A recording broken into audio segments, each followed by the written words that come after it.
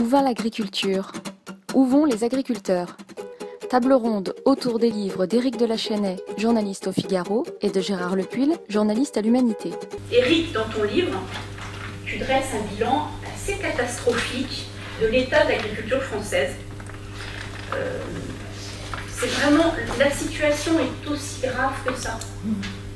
Dans tous les débats politiques et encore la dernière campagne présidentielle, l'agriculture, ça passe toujours au second plan.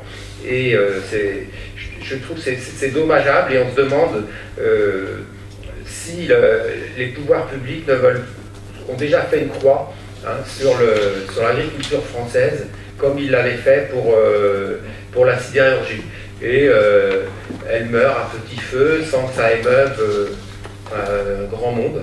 Donc là, on pose la question à le premier responsable, on va dire, enfin responsable, à qui la faute? D'abord, la faute à la mondialisation? Est-ce qu'on peut dire ça?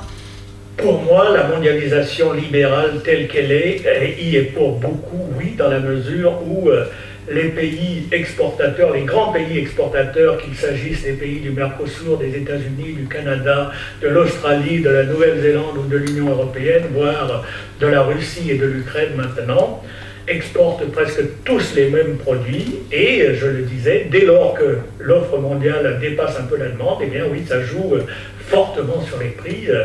Des céréales à 150 ou 160 euros la tonne rendue au port de Rouen, eh bien ça ne permet pas de gagner sa vie.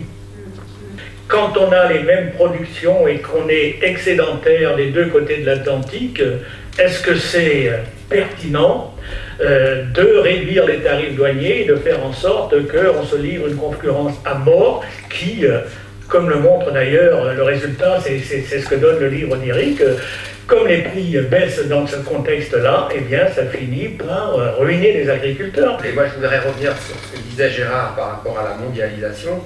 Effectivement, ça paraît un peu totalement déconnecté, alors qu'il n'y a que 10% des céréales qui sont échangées dans le monde, de fixer un prix qui dépend des salles de marché, Euronext ou Chicago, alors que les besoins, la grande partie est utilisée sur place. Pareil pour le lait, encore plus pour le lait. Pourquoi on va aller voir le cours de Fonterra, le beurre poudre, alors que 80% des besoins sont peut-être dans un rayon de 100, 200, 300 km ou reste au niveau des exportations européennes. Donc il y a un peu une déconnexion entre le virtuel, les marchés virtuels et la réalité tout en amont du paysan.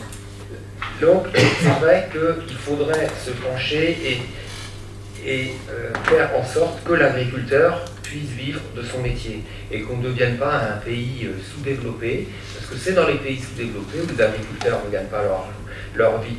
Et je trouve qu'on tend vers ce système, c'est-à-dire que, comme je le disais en préambule, l'agriculteur est la dernière roue du carrosse, l'agriculteur est la variable d'ajustement.